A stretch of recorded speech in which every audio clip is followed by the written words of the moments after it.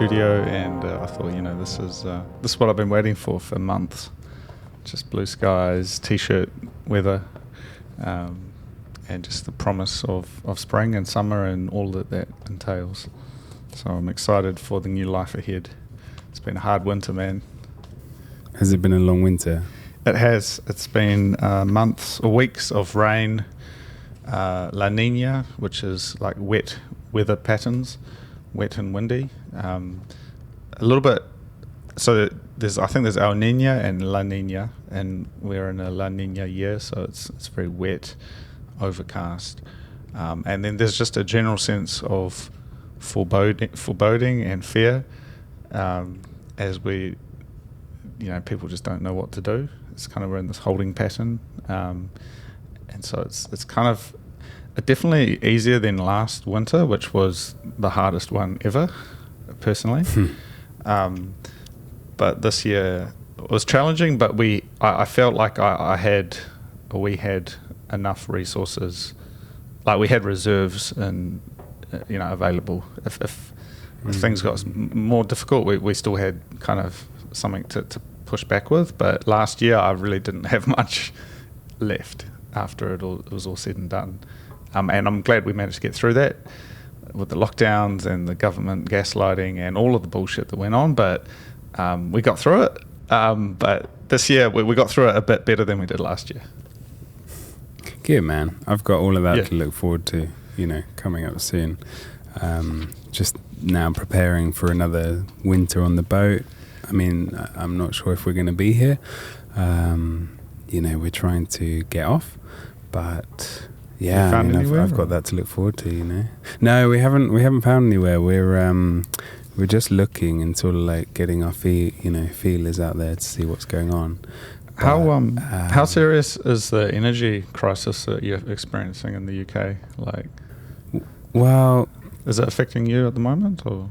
It's not affecting me personally. I feel a bit removed from it because my rent encompasses all my bills, and so I pay a set rent fee every month, which is basically to pay for the mooring where I am, where the boat is, and that mooring rent includes water, electricity, and internet.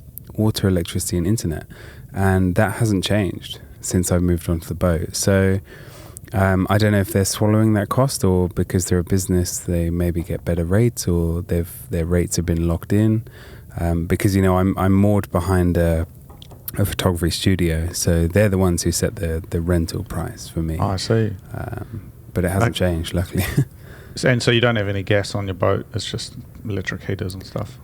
So we have gas for cooking, but it's propane tanks. Canisters. Yeah. And actually, funnily enough, we just changed one today. Yeah. And the last time we changed one of because they're about 13 kilograms, and the last time we changed it must have been like last September. So it must have been pretty much one whole year. 13 kilograms of gas lasts us a whole year. It's crazy. Wow. Interesting. Yeah, no, it's I read the headlines sometimes, and it's against my better judgment, and a lot of the people saying, well, it's very challenging for the UK with inflation and the energy prices, people living without heating, and the winters are quite brutal there, right? So you get snow and sub-zero temperatures, and just everything being expensive. And I had the same experience. We just had a hideous power bill come in here, and not that our energy prices are the same, but it was like, that I'm okay to stomach that for a warm house. I'll take that hit for a warm house, but it's pretty it's quite a lot of money, but that's just the way the world's going, so I mean, again, that's one of those challenges that you can deal with, and that, whereas last year would have been one of those ones that's like, oh man, this is just another straw on the camel's back. This time round, it's like, we can deal with these as they come. But when you get too many of those sort of things stack on top of each other, that's when you can run into trouble. Well, it sounds like you've also been able to change your mindset quite a bit, because I feel like that's quite a large part about it, right? When you're having all of these issues coming in all at once, bam, bam, bam, bam, bam, the sort of breaking is more about your mind is breaking, right? And if you hold strong and you know, believe in your saying, hold on, pain ends, then you can sort of get through it. Yes. But I mean, that takes training, right? You can't just say to somebody, you know, have a positive mindset all the time. It doesn't just work. It doesn't just work like that, right? You really have to work on that. Yeah, I guess. I've been thinking about that a lot actually lately, because I'm beginning to notice things which it's hard to articulate, but I just feel like a lot of the things that are happening right now, we're in this holding pattern. And, you know, I went to the supermarket yesterday and I thought, you know, this is an aberration. This is an unnatural, this is a mutant kind of a thing, right? You know, all these people just picking what they need, putting in this basket, you know, like this. This is the apex of market economies and the capitalism and all that stuff, which it sounds, you know, it's a bit strange, but it's like, yeah, I just don't know how sustainable that kind of thing is. It just feels a bit weird when you understand that all of this stuff has to get from different locations to this one place via market forces, which are, you know, that's how the pencil gets made, right? It's the classic economic thing, right? No one can make a pencil on their own. It takes all these different people to come together and supply the parts and to supply it at such a low cost. You know, the final product is very, very cheap. And I'm beginning to feel like I don't know how long that can go for. And when you start thinking like that, it's like, it's a bit woo-woo, but I realize, you know, that, yeah, you know, if that went away, you know, that would be challenging. But the more important thing, and, you know, not it's not about the material aspect of it, it's the philosophical and the mental preparation, which I think is important. And in a way, I'm quite thankful for what has happened in the last 2-3 years, because it's given a bit of a test, or it's training for tough times. And ideally, it doesn't get tough. You know, we can all chill out and have a good time, but I just don't quite know how realistic that is. And I think, well, you know, what sort of training do I need to do to get through? You know, how do you mentally prepare for a very challenging future, which is unclear? And I feel like that's important. It has been a really tough time, and I think, you know, I think the Stoics would have really enjoyed this trial, right? To sort of try to go through this crazy. I mean, they did go through pandemics, right? Didn't they, Marcus Aurelius? But I think it's called the psychological immune system, isn't it? Like building up your psychological immune system and building strength there. Yeah, it's really nice, isn't it?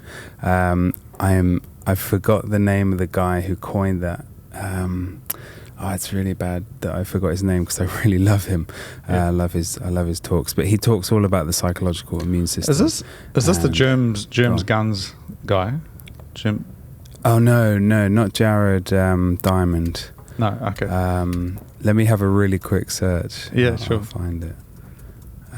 But it's such a lovely idea. Like, you know, going through tough things in your life really helps you to get stronger for next time. Just to do a little, are you familiar? So, doing a bit of a check-in, which is something I learned from some hippies one time.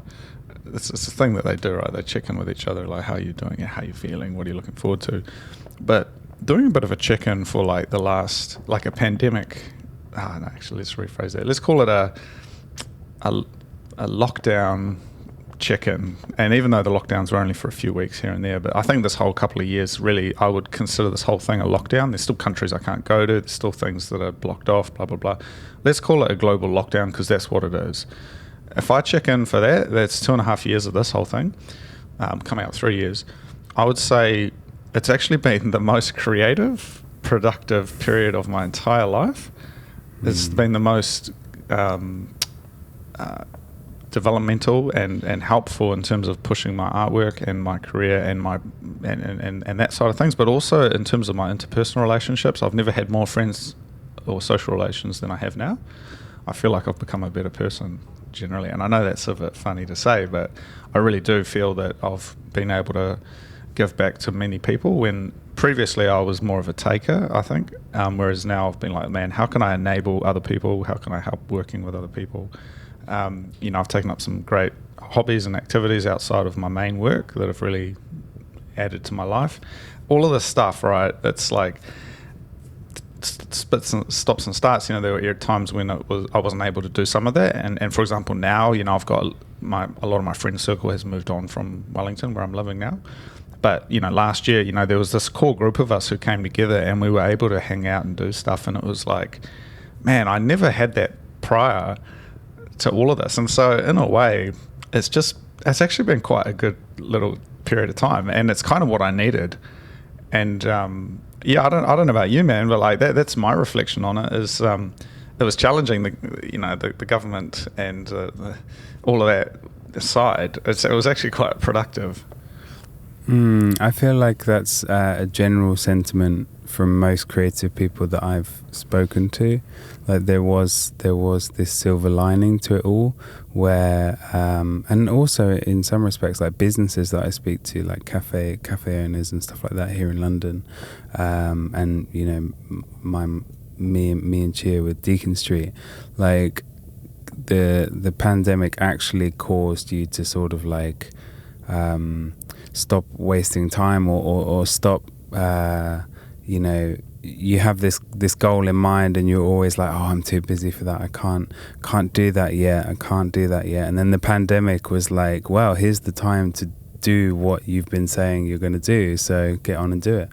And I feel like a lot of people really sort of managed to change their lives through this pandemic, right? Yeah, I mean, I think taking it, because so there's a pandemic, but I think the bigger thing, because now we're facing some of the economic consequences of the lockdowns and just restrictions and that, and I feel like all of that needs to encompass it as well, because that will continue, no doubt, for another year or two at the very least, and who knows what the trajectory is, but that I think that whole period is quite a marked shift from where things were prior, which there was this trajectory that was on, and that has now changed, and so I still feel like it's I just don't know if pandemic is the right word. I feel like the lockdown era, say 2020 to 2025, let's call it, I think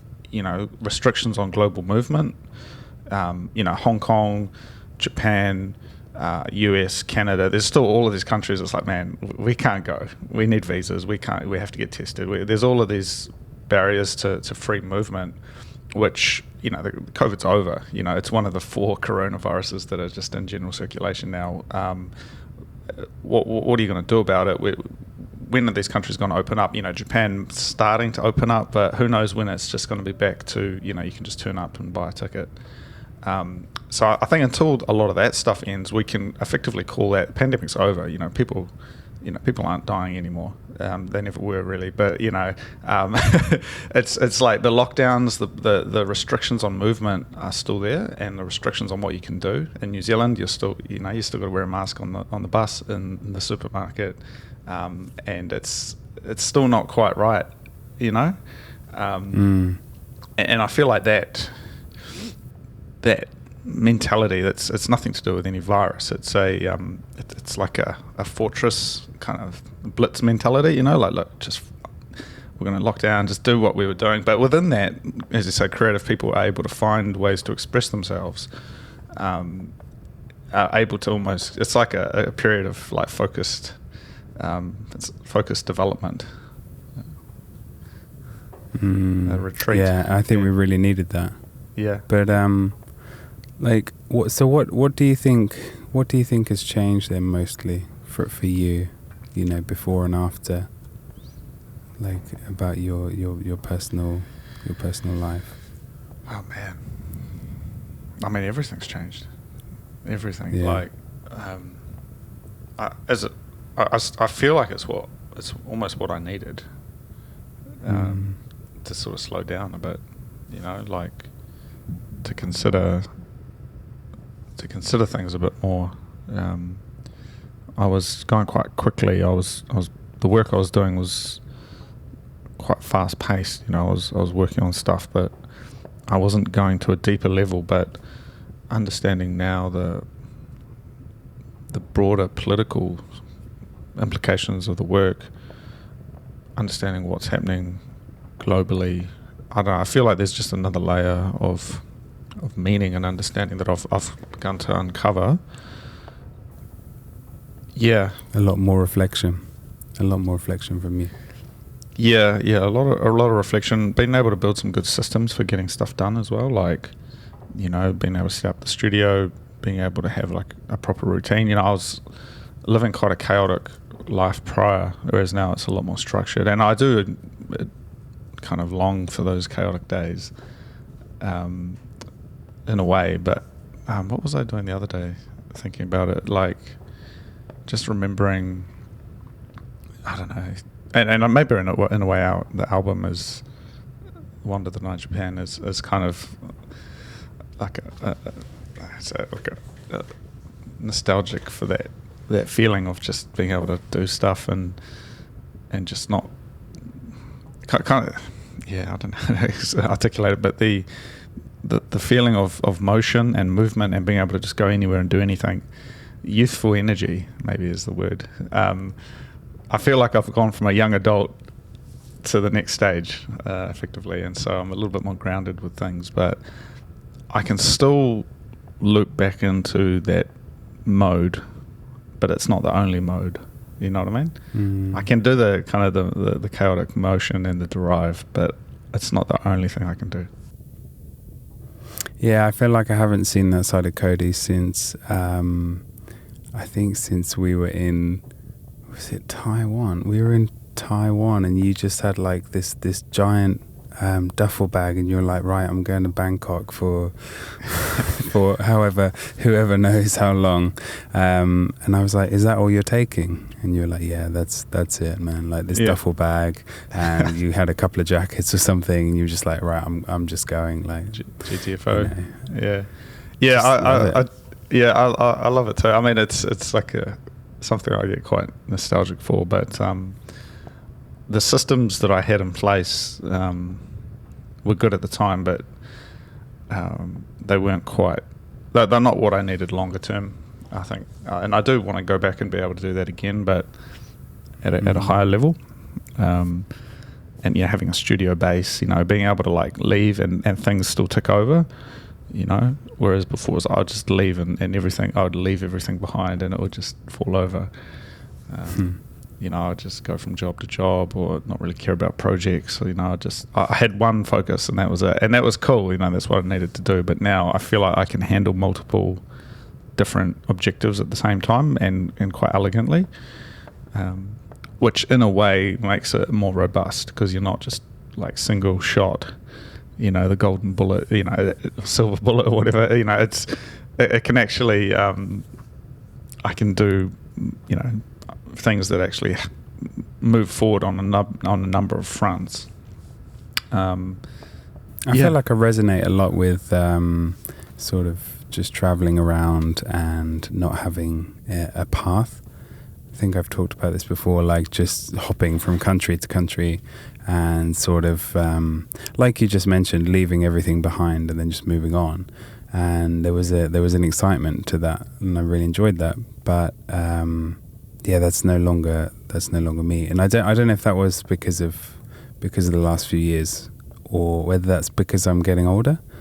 But kind of, as I do get older, I kind of do appreciate home a lot more, but not just the country that I live in, but also like, recently I've just started thinking about getting a nice little toolkit and sort of, building up a little toolkit where I can do little DIY things around the house or around the boat, which is quite important. And these things have never really interested me before, like hammers and drills and stuff like that. But now I'm getting quite excited about it, and I feel like this is it's all part of coming home. It's all part of returning home from that kind of chaotic wanderlust back to more sort of like being grounded. I think the word that keeps coming back to my head is being grounded. Yeah. You know? Yeah, I think we've gone through the same thing, man, like pretty much the same I think time. so. And I can see, I think she has shadow just there. So you guys have come back together as well, which is great. You know, you've got that thing going on, you know, because I know you, it was tough for a little while you was, she was in Japan and that, just waiting for things to sort themselves out. So being able to come back together, being able to sort of almost settle down a bit. I think a lot of this has been prompted by the events of the last few years, as well as our own sort of internal desires. But yeah, no, it's something that I think about a lot. It's evolutionary. It's kind of it was inevitable in the end, and whether it was what happened with this particular COVID thing, or whether it would have been something else, I feel like we would have ended up in the same sort of place. I think so. The way things were going were just, the world kind of needed a bit of a readjustment, and I feel like that's what's happened, and hopefully for the better. You know, hopefully we move towards a system where a little bit more decentralized. You know, I'm really interested in locally made stuff now. I'm really interested in trying to do my books and projects local here in New Zealand. You know, and just little things like that, but you know, kind of moving away from this mechanical globalist thing that we had for 20, 30 years, which I grew up in, but looking back, it's quite unsustainable. We can't keep it up anymore. Yeah, it's too much. Yeah, no, but it's hard because I still, it's difficult to find people who really get it to talk to. I'm glad I can have the opportunity to talk to you, and I mean, it's been quite open. You know, I think I try to be as honest with myself as I can, and I'm still not really sure in terms of the perceived risk and challenge of like this kind of collapsing worldview that's going on at the moment, and the reality of it. Because there's, you know, the way you feel about it, and then there's the kind of the facts and figures, and then there's the way it's portrayed in the media, and there's all these different lenses for it. So on one hand, I feel like maybe we're not out of the woods yet. Maybe things could get a lot worse, and maybe that's just because that seems like the trajectory we're on. But alternatively, there's possibly a utopian vision, you know, like this post-war, you know, 1950s Pax Americana on the other side, where over the next 2, 3, 4 years, you know, governments who basically put us under house arrest and you know, removed our human rights by a fiat get voted out through the democratic process. More, you know, realist, practical, you know, people come in and it changes the mix. Maybe people start to realise that there was issues with the way this was handled from a governance point of view. Maybe people think, well, yeah, actually, you know, the way you know, these supply chain shocks that happened were actually unsustainable. Let's just de-risk that and bring manufacturing and other issues, you know, other concerns back on shore. Let's, you know, de-risk our supply chain, even if it means there's an increase in price, which is going to happen anyway because of inflation. But you know, maybe that it leads to a journey where there's a more robust world. And especially with I think people are ready. Sorry? I think people are really ready for this kind of support local community. And I feel like there's something in the air, like there's a spark waiting to happen. You know, just walking through the local area today, me and Chia stumbled upon like a big community market where, you know, all the businesses in the local community had come together in this one space, and they're sort of doing workshops for kids and selling locally grown fruit and vegetables. And there was some people selling some like baked goods and stuff that were, you know, baked just around the corner or whatever. And you know, I think there really is something in the air at the moment where we are just moving a lot more sort of closer, and I think that's fantastic. Yeah, absolutely. Like I'm all for that. Yeah, and the other thing is, I feel personally, I would categorise prior to all of this, I was quite politically apathetic, as many people were. However, what has happened is I have become extremely engaged, and I've become very interested in what happens politically. And that seems like, it's not a very stoic thing to do, but actually, when you look at it from a pragmatic point of view, we have this system, these tools. We have elections, we have elected representatives. They have contact details. We've got places where you can send emails and letters. We've got even though it's not really it's not the best it could be. It's pretty much like that's what we've got. That's not a totalitarian thing yet. And so what I've found is, because I was involved in some campaigns, writing emails, engaging with representatives here, and we actually affected some change. There was some there were some restrictions on who could come into New Zealand. Quite ridiculous restrictions on who could come into New Zealand for a long time, and I was like, look, what can I do? I wrote emails. I went through a process, and we actually managed to get the law changed. And I can't take credit for that, but I took part in that. And I could have just said, "Oh, it's not for me. I'll leave someone else to do it." But who knows? Maybe the things that I did actually helped with that, and I felt like quite engaged and galvanized by that process. And I was like, "Man, this actually works." Like if you just people have to really do it and not be too cynical about it, I think, and it is easy to be cynical, and I believe in some countries the system is honestly, it has been captured, though in New Zealand I'm glad that we have enough robustness currently anyway to be able to affect change through the means, and whether that's more activist stuff where it's like, we're going to demonstrate, or whether it's letter writing or just spreading information and talking to people.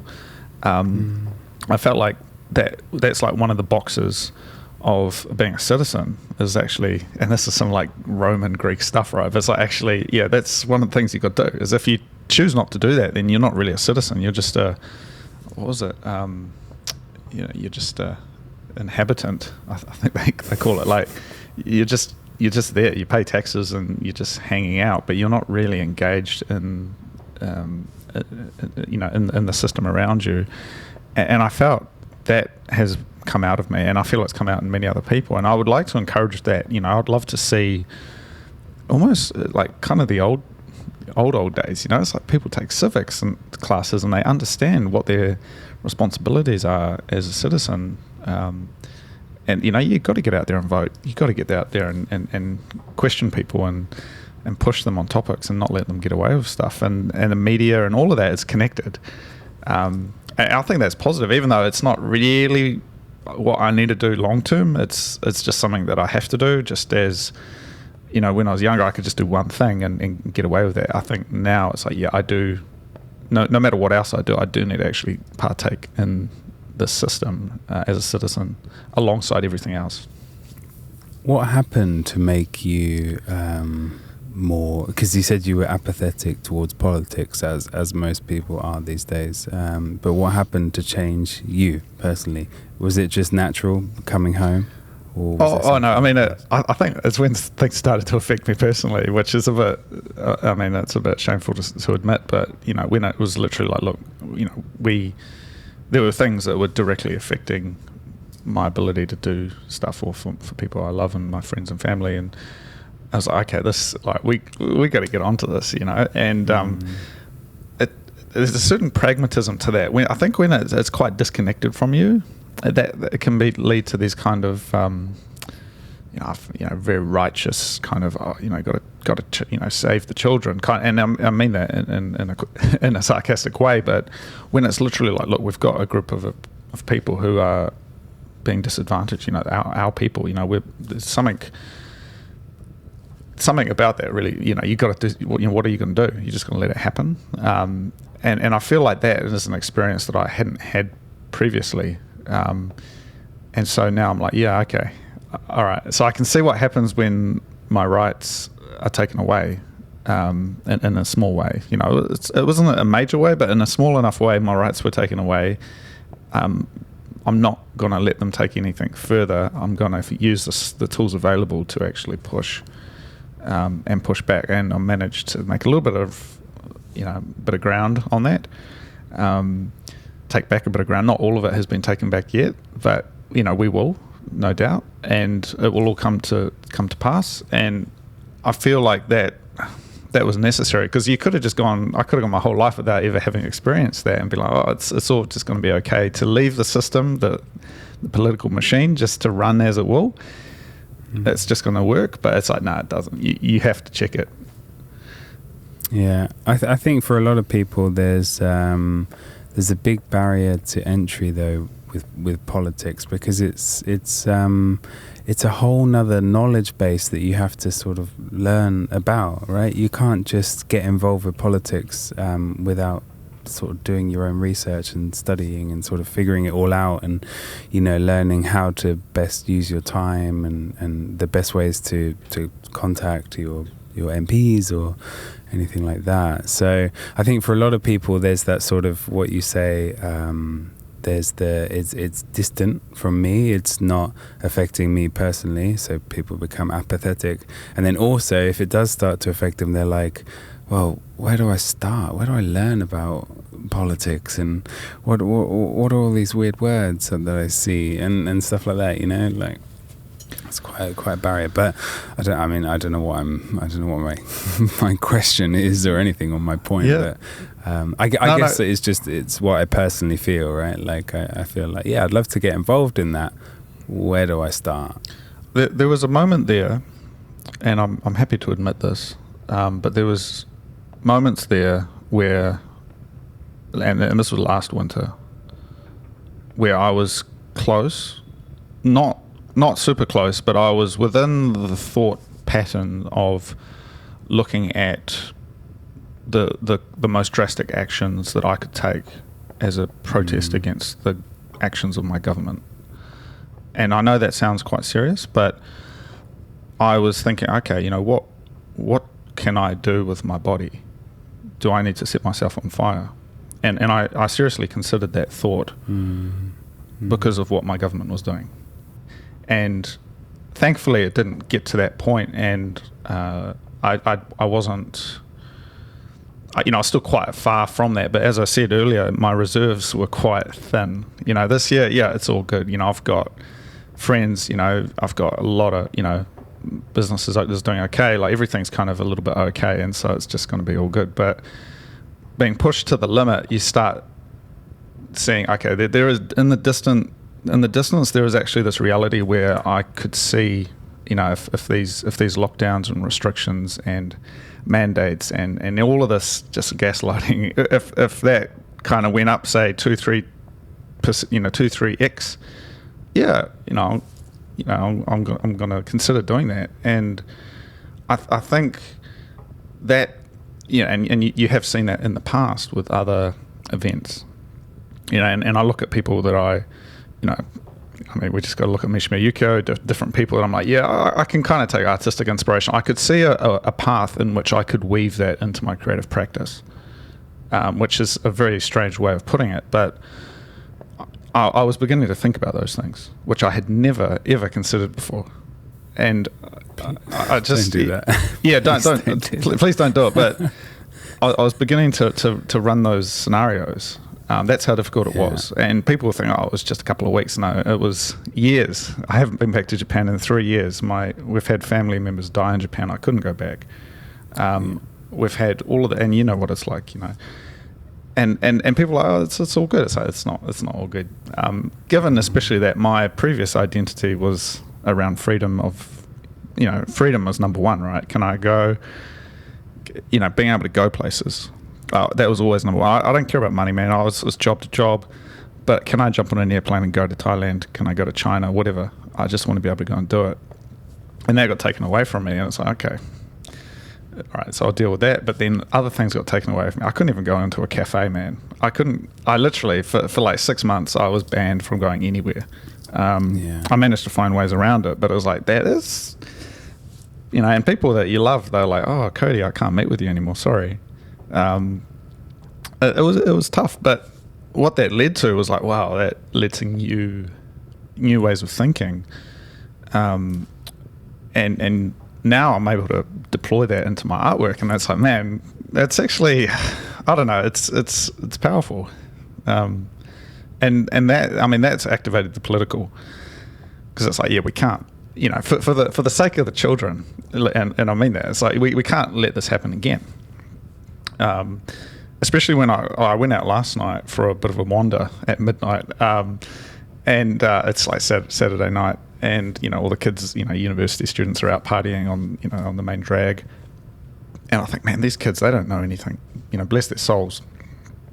And I was once like that, just a young idiot, a noob, and they don't know anything, and that's the way it should be. You shouldn't know anything at 20, 21. But I don't even know if I know anything now. Do I know anything? Yeah, good point. But that said, it's my responsibility now to protect my, these people, and not in a overbearing way, but like, can I be a leader? Can I inspire? Can I give them insight into like the way, an alternative path to the path of destruction, which has been the path of the last 3 years? Because, man, I can only imagine how difficult it would be, having to have done these Zoom classes for university, not having that social interaction, being all masked up, and I feel for them, because I didn't have any of that. I was able to live free, but they didn't. And so now that it's like, well, what's that going to mean? What's the response going to be? Because they're throwing all of that, in a way, they've thrown the mask away.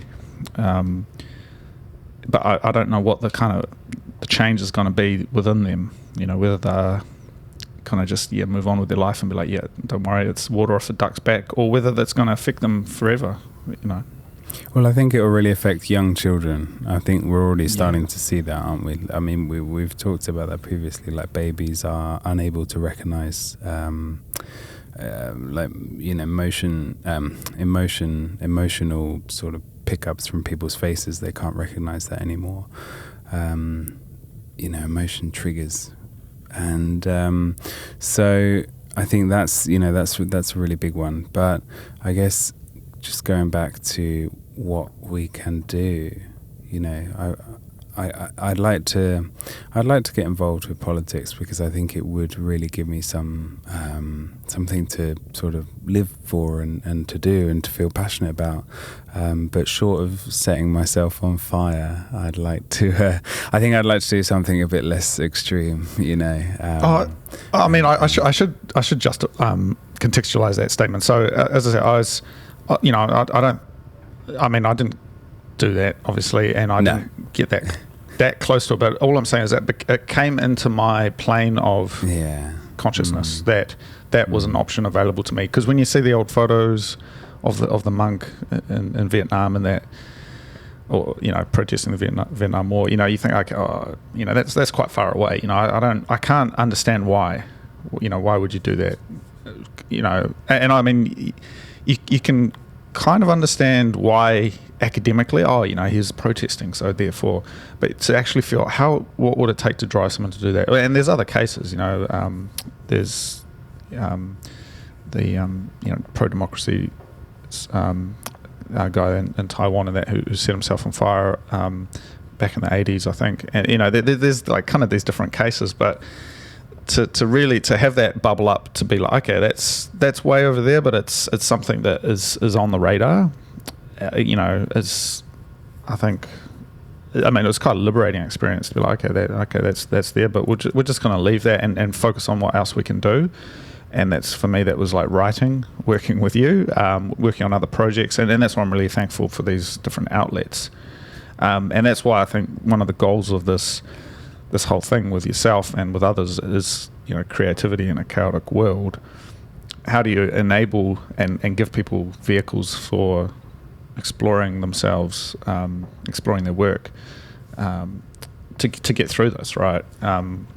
And again, that's the responsibility, I feel. It's like, can we give tools back to people, community building tools, creative work building tools, to enable that. And in terms of the politics, I don't, the big P, the Tories and the Labour, all of that stuff, Republicans, Democrats, no way, not interested at all. The politics I'm talking about is the discourse within family and friends at the smallest scale about what's going on. I think that's the little p politics, but it's actually the most important one, because talking to a family member or a friend and being like, look, I'm not really happy with what's going on here, and this is what I think it should be, has become a very divisive thing. You're either this side or that side, and it's very it's almost like a sport now. It's like, do you support Liverpool or Manchester? Or whatever. I don't know. The All Blacks or the Wallabies. And it's not that simple. It's like, well, actually, there's different topics that can change over time. It doesn't actually matter what our elected representatives are doing. It's like, well, what does the populace think? That's actually the seat of power. And being able to talk to people and say, look, I'm really not happy with the way this has happened. I don't know what we can do about it, but I just want to let you know that I don't agree with this. I think it's not right, and I think it's against the character of our country. And be quite open about it. Don't say, I shouldn't say that. I don't want to offend anyone. I don't want them to think that I'm this side or that side. It's like, no, I'm me, and this is how I feel, and it's affected me, and kind of being open, but not in a branded way, because I think people at the moment generally have fallen into, it's literally two sides. It's the red and blue, every country in the world. But what we really need is discourse with nuance. There's actually some little, there's aspects here that we can take. There's other aspects here that we can leave behind, and it's a negotiation, and it's all malleable, pretty much. It takes time, but you can change anything really, just with enough time.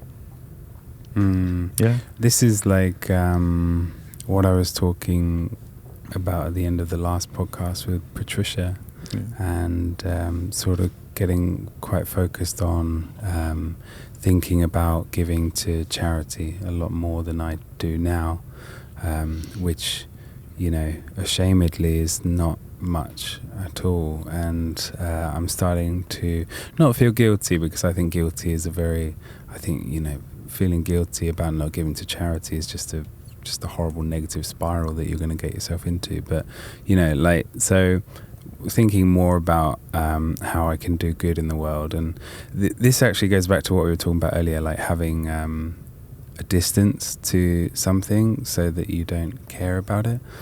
Like all the problems that are going on in the world, you are distanced from them. So getting the courage to sort of give some of your money, your hard-earned money, to charity is quite, I think it's quite a big thing, right?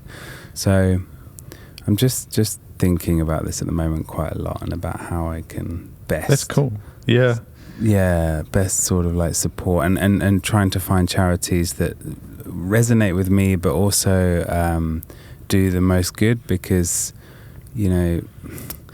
it's a little bit like you want to give and feel like you're really making a change with the money that you're giving. Yeah, a little bit of a cynical take on that though. In the building that I'm in this place, there's upstairs a couple of floors. There's like an outfit that does have you ever seen those guys on the street, and they got like the clipboard and they're trying to sign you up for like Save the Children or. And they do that, and I've seen them, and look, that's cool, that's their thing. But I know that all of the money doesn't get to the children; it gets to, it pays them, it pays for the organisation, and so there's a certain kind of challenge. How do you do good, and what is good, and these kind of questions. These very philosophical, Platonic kind of questions, right? And it's like, what do we do about that? But I had an idea last night, actually, which I'll share with you. So I'm walking out. It's midnight on Courtenay Place in Wellington, which is like the main drag where all the clubs and that are. And I just wanted to see what was happening. And I wasn't actually prepared for just how many people were just going to be drunk and stumbling around. I thought it was going to be a bit more chilled out, but it was like there was thousands of people there, lined up for the clubs and that. And I was just walking along as an observer. and there's this little outfit there doing like giving out water and coffee and stuff for to kind of take a break, if you need to, if you're not feeling good. They had a little van and some like mats and stuff just out in the square, and it got me thinking, because we have this organisation in New Zealand called the Maori Wardens, which is I don't fully understand how it works, but it's kind of like, it's not really like the police, but it's like you become a volunteer and you kind of do these patrols, but it's not like you're arresting people. You're just helping people. And so on a night like that, there'd be the kind of people walking around and be like, you find someone who's not doing well, and you help them out and you take them back somewhere, or you'd go and ring an ambulance if you need to, just kind of supervising in a way. And it comes from, I believe it comes from, in Maori culture, they have this komatua, which is like kind of the leader, kind of elder leader, sort of helping the younger people out. And my mother's actually does that. And so I was thinking, man, that actually, I'd be really interested. I'm going to explore it a bit more today, but is that something I could do?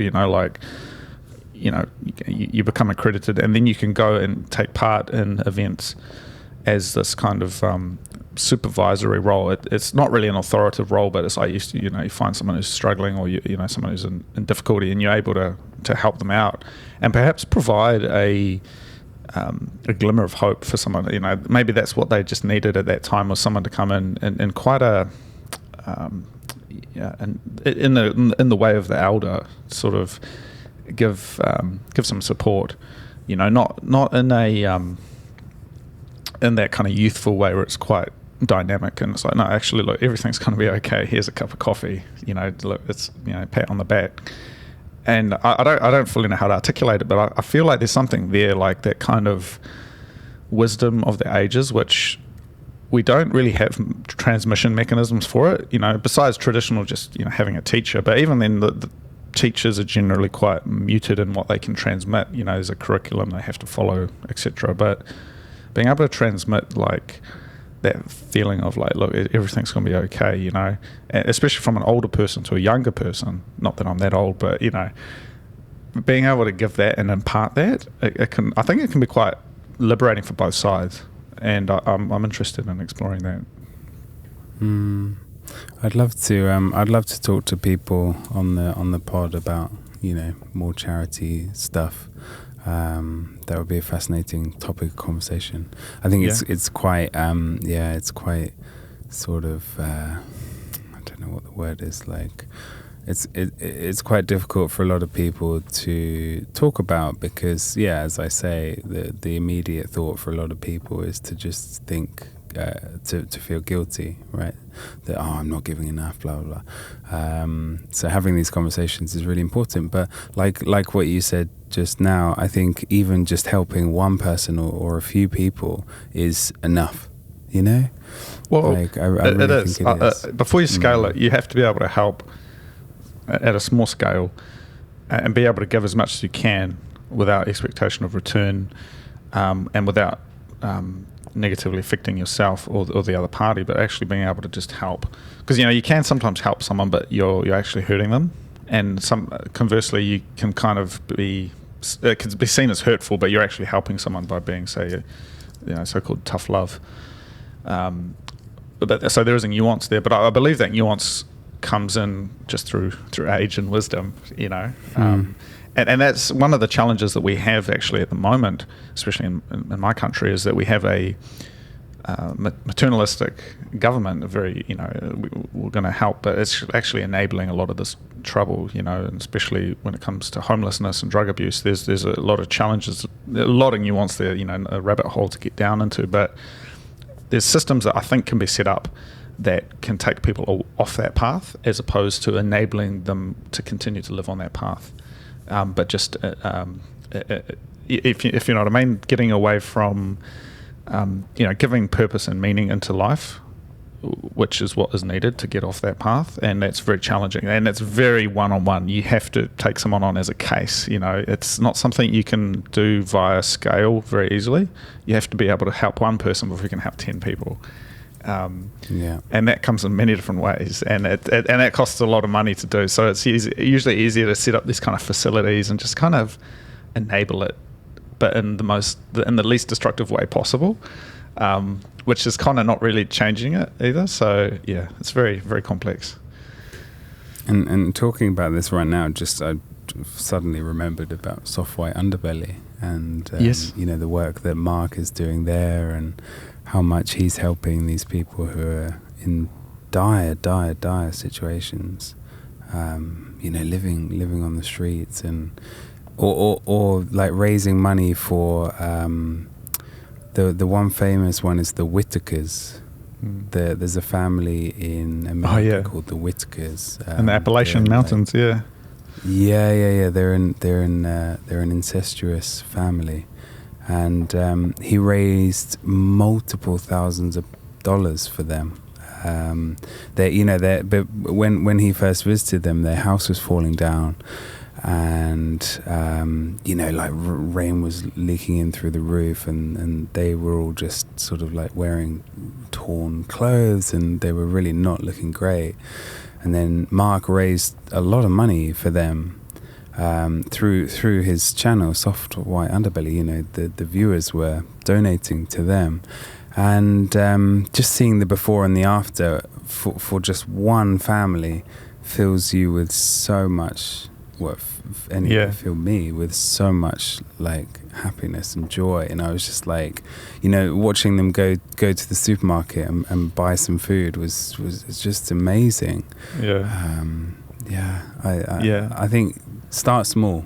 I guess that's the key. Right? I got a little takeaway as well, like for starting small as well. So I don't know if you get that over in the UK, but I've started my favorite phrase now when talking to people, talking to other guys especially, but is you say, hey bro, it's like a thing, right?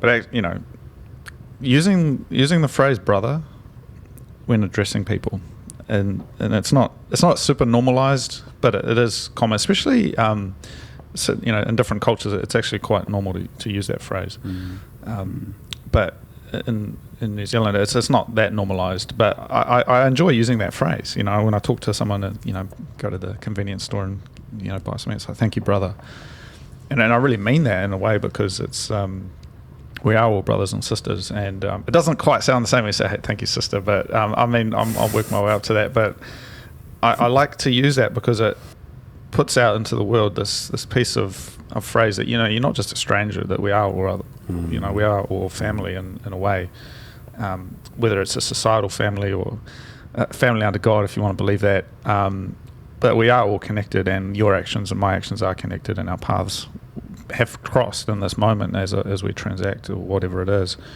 And things like that, I think, can be the antidote to the atomization of society through digital devices. And so the next time you go into a shop and you buy something, or you meet somebody, or your Uber driver or whoever it is, it's thank you, brother. And if you really mean that, then hopefully we can all move towards that. Even though sometimes my brother annoys me, my actual brother, he's still a good man, and I believe there is goodness in all of us. And if we can just sort of bring that out, get it to come out. No, actually, that's it. Yeah, sorry. I do love my brother. Don't take me wrong. I bumped into him yesterday, so. Of course you do. Yeah, of course we all know that. Our siblings do annoy us from time to time, but I really resonate with that a lot, and I think it's quite strong in the Muslim religion. I think we can learn from that. Yeah, they're always saying brother and sister, and I spent a bit of time over in Malaysia, and they even called me brother a lot. Yeah. All of my teachers were Muslim, and it was always bro or brother. Yeah. It was never Simon, Yeah. And I really liked it. I really enjoyed it, and I do it from time to time. But also, I think just I don't know about New Zealand, right? But in the UK, if you go into a shop or even a restaurant or cafe or whatever, and if you before ordering, you walk up to the counter and you genuinely say to that person, like, how's your day going? It shocks a lot of people. Like, honestly, I do that every time. Like before I place my order, I always say, like, you know, hey, how's it going? But it's not like it's not something that is just something I say, you know. It's like I really mean it, and they can feel that I really mean it. And a lot of times people are like, yeah, I'm really good, thank you, or oh god, you know, it's like it's been a really tough day or something like that.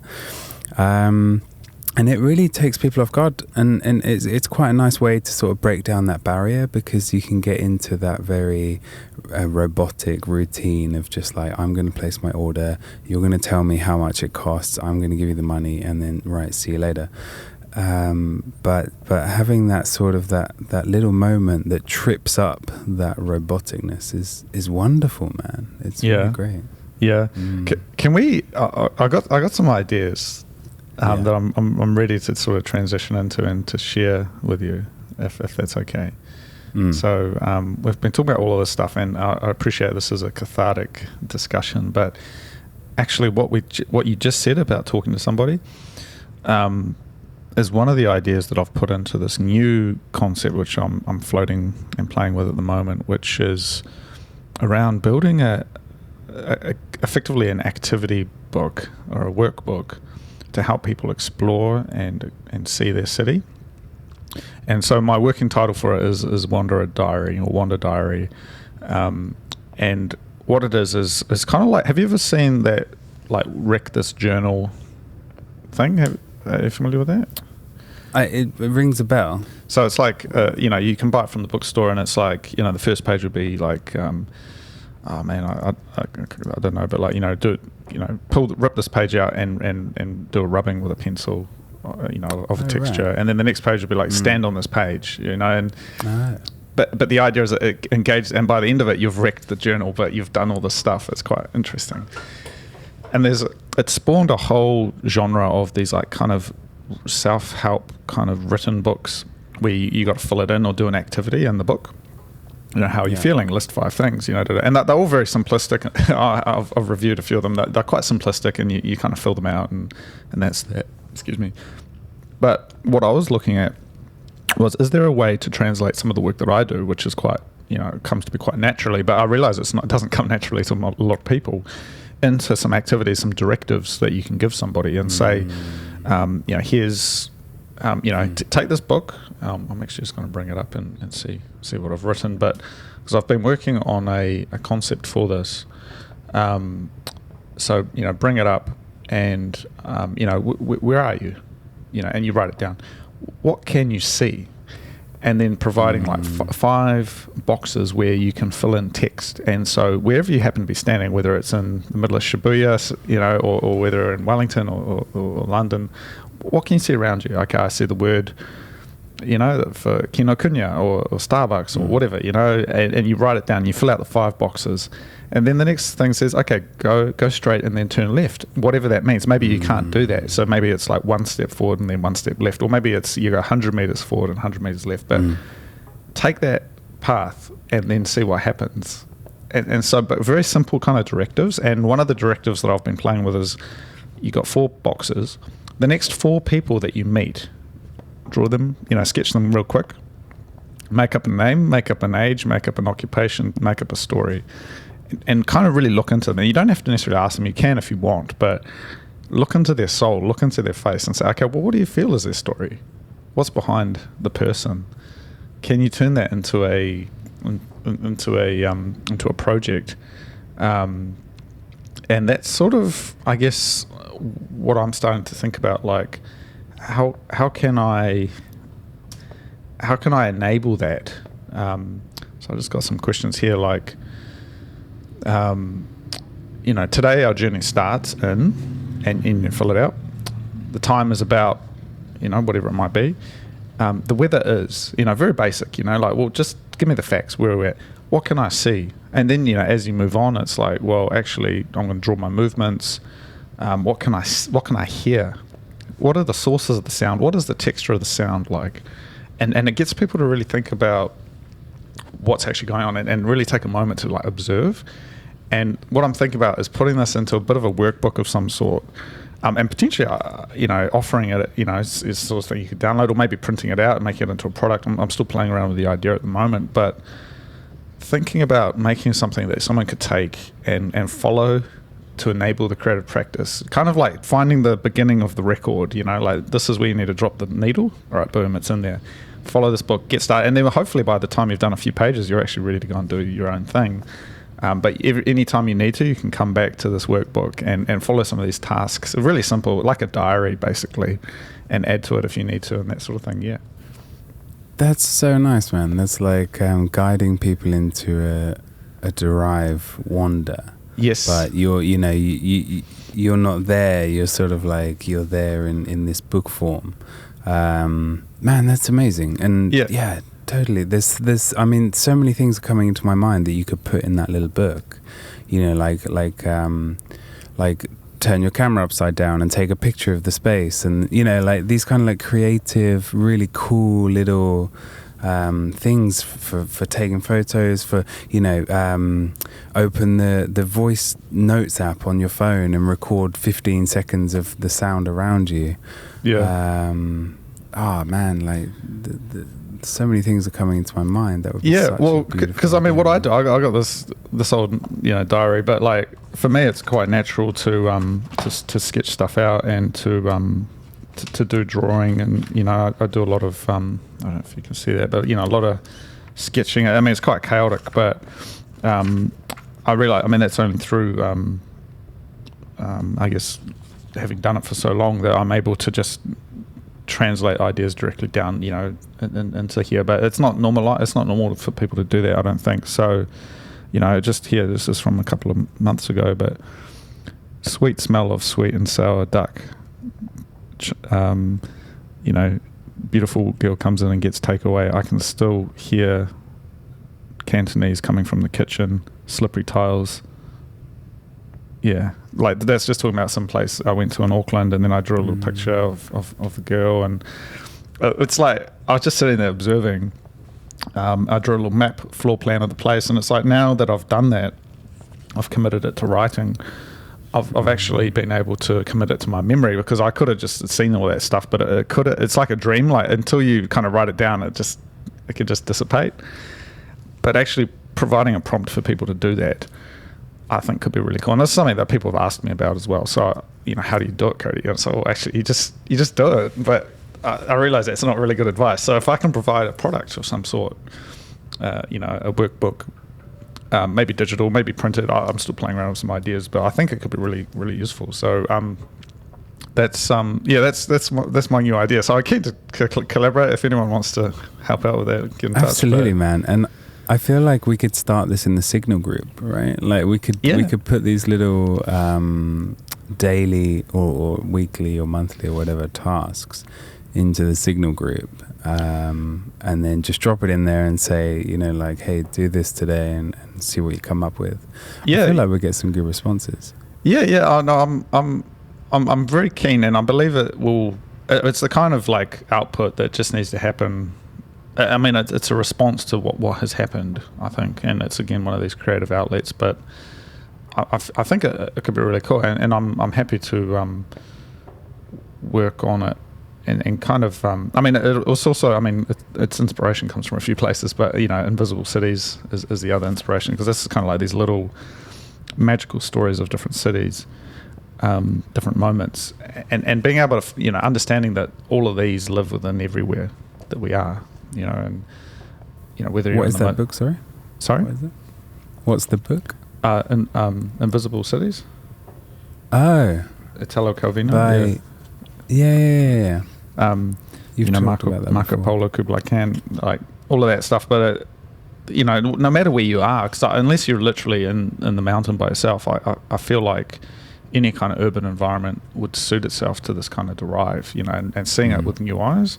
And that's where derive came from, is from Paris and that in the 50s, like looking at the city in a new way, in a non-linear kind of a way. And so providing directives to people, because literally, man, it kind of came from talking to a few people, especially in this city. It's a very governmental city. A lot of people, it's like 5 o'clock, boom, they're gone home, and it's like, man, even in winter, it's 5 o'clock, it's still daytime. Mate, you got like 5 or 6 hours of like life left in you, don't you? But people just go home and watch TV, and even young people, like, you know, people I know, and it's like, what are you on? Like 5 o'clock, man. When I was in Japan, we finished work at 9 p.m. and I still managed to find 8 hours of like wandering, you know, like somehow, I don't know. But to go home at 5 o'clock and blob out, that's not right, you know. At least try and take a different path to get to the bus stop on the way home. But this kind of obsession with the quickest way, I think is wrong. I actually believe that you should take the longest way, at least every now and then. And I wonder, where did that come from? And I reflect that probably, and most likely, it came from my experience, you know, hunting and fishing and exploring the mountains, where it's like you kind of just have to find a way to do that. You know, there's no signposts. You just got to go and find a way. And so you can sometimes end up taking a longer path or a shorter path. It doesn't really matter. And so treating the city in the same way, it's like, well, I got to get to the other side of town, but yeah, let's take the 2-hour long cut and go through some park in some area that I've never been before. But we don't need to just get there. It's like, yeah, we've got all day. It doesn't even need to be 2 hours, does it? Like, you could just say, you know, one of the prompts in this book could be take a different route to work, like you say, and then note down something you notice that is different on your journey. Well, even looking at the bias that you have when you move, because generally, like, I think left turns are more common than right-hand turns generally. So, really? Yeah, just because, I mean, if you think about it, like the way people move, maybe it's different in the US with the right-hand drive, but I definitely feel like it's more natural to turn to the left. And even, I was thinking last night, even when I'm in the shower, I tend to like turn like clockwise, I guess, depending on how you look at it. Like, you know, when you're moving, like, it's just a natural thing. Yeah. But breaking that up and being like, okay, take a right-hand turn, or take, you know, or maybe it's the other way around, but whatever the turn is that isn't as common, take that and take it again and see where it takes you, because you'll end up down some street that you've walked past, but you've never actually gone down. It's actually quite common to have streets that you've never gone down, even though you've walked past it quite a lot, because you never have a reason. Absolutely. And this kind of is trying to unpack that and get you to, you know, just go and have a look. Yeah. It works. It just absolutely works. We need to do this. This needs to be after Wander the Night. This is our next project. We'll collaborate on absolutely. It's coming. Yeah. So that's it. Anyway, man, we've covered a few different topics, and I think we've covered the gamut of the problems and the challenges in the world, but also what the solutions might look like. Again, I always value these conversations, but we might wrap it there. Leave that with our listeners to digest and to process. Happy to take any questions. We're always looking forward to having emails come in with questions to talk about topics. Love that. It gives us some good direction as well. But you know, if people want to reach out, please do. Conversationslateatnight.com, have our details on there. Otherwise, yeah, we might leave it there. Cool, man. That was really great. Thank you so much. I should call you brother, right? Thank you, brother.